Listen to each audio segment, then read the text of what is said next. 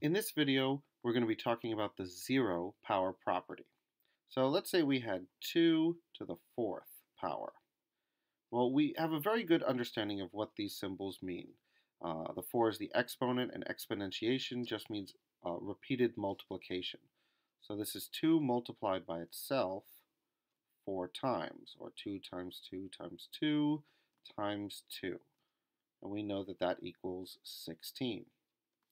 We also have a good understanding of what negative exponents are. So if you have 2 to the negative 4th, this means the reciprocal of 2 to the 4th, or 1 over 2 to the 4th, and that's just going to be 1 over 16. So we understand what positive exponents mean, what negative exponents mean. So what is 2 to the 0th power?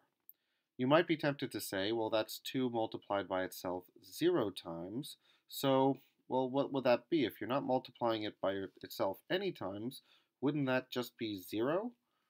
You might think that it is, but that's actually not 0. Those are not equal to each other. Anything to the 0th power is definitely not 0. So I want you to remember that this is not true. Not true. So if you're writing 0, you're wrong. So let's explore what 2 to the 0th power is. Let's come up with an expression that, when simplified, gets us 2 to the 0. So a simple one would be 2 raised to the 5th power times 2 raised to the negative 5th power. And using our product of powers property, we know that because we have like bases, we can just add the exponent. So what's 5 plus negative 5? 5 and negative 5 cancel each other out, so that gives us 2 to the 0. But although this situation gets us 2 to the 0, we still are not clear on what 2 to the 0 is equal to. What is the value of 2 raised to the 0th power? How could we write this value without an exponent? So let's rewrite this expression, 2 to the 5th times 2 to the negative 5th, without using negative exponents. So that would be 2 to the 5th times the reciprocal of 2 to the 5th, so 1 over 2 to the 5th. And this is going to equal, this is just 2 to the 5th over 1, so we multiply our numerators and our denominators, and we should get 2 to the 5th over 2 to the 5th.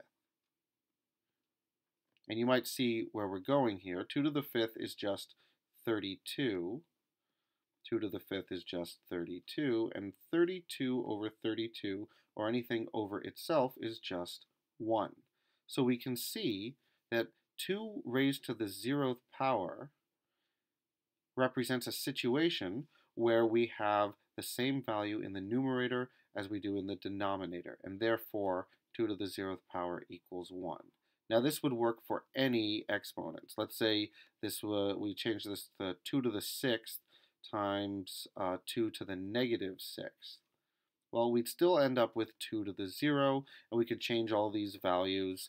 This would be 2 to the 6th, that would be 2 to the 6th, that would be 2 to the 6th, that would be 2 to the 6th, and this 32 would become a 64, and this 32 would become a 64, and we'd have the same relationship. 64 over 64 is still 1.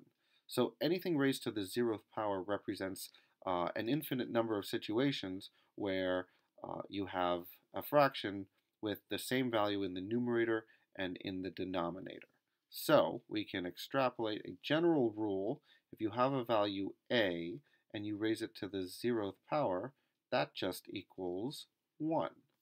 And that is our zero power property.